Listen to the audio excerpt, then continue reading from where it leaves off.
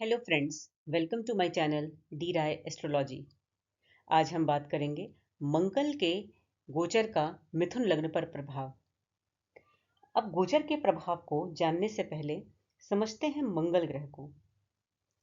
मंगल ग्रह को सेनापति भी कहा गया है। ज्योतिष में मंगल कारक हैं ऊर्जा के, एनर्जी के, साहस के, पराक्रम के। मंगल ग्रह एग्रेशन भी हैं और क्विक एक्शन भी हैं। मंगल ग्रह को भूमि, जमीन, कृषि से भी सिग्निफाई किया जाता है। और जिन लोगों की कुंडली में मंगल ग्रह शुभ स्थिति में है, ऐसे लोग अपनी जॉब में उच्च पद पर होते हैं। उनके अंदर अच्छे लीडरशिप स्किल्स होते हैं। वहीं मंगल चोट, दुर्घटना, कोर्ट केस, लिटिगेशन, एक्सीडेंट का भी कारक है। और अगर हम मंगल को करियर और प्रोफेशन से जोड़ें तो मंगल रिलेटेड प्रोफेशन है मशीन रिलेटेड, कोई डिफेंस सर्विसेज में, स्पोर्ट्स में, सर्जन, या बॉडी से रिलेटेड कोई इंस्ट्रक्टर, जिम ट्रेनर।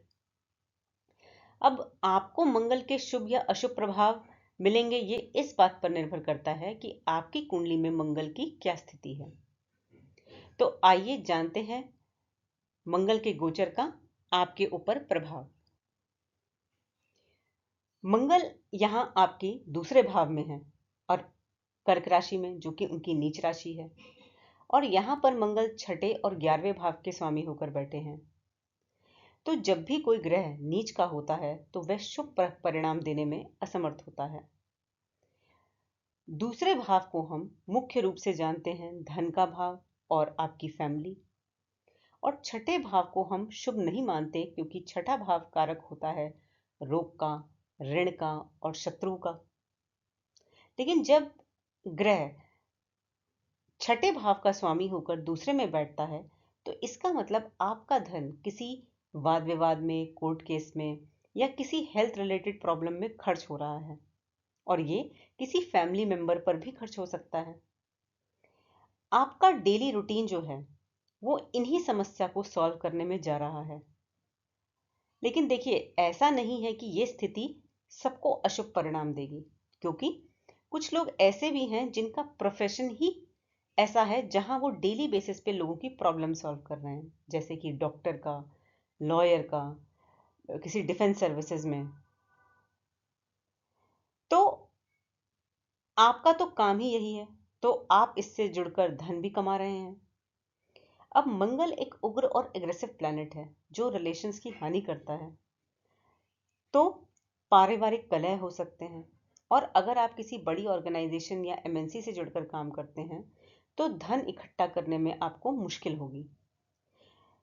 दोस्तों के साथ भी आप किसी लीगल केस या कंपटीशन में हो सकता है आप दोनों की सेम प्रॉब्लम हो, तो आप इकट्ठे मिलके काम कर रहे हैं।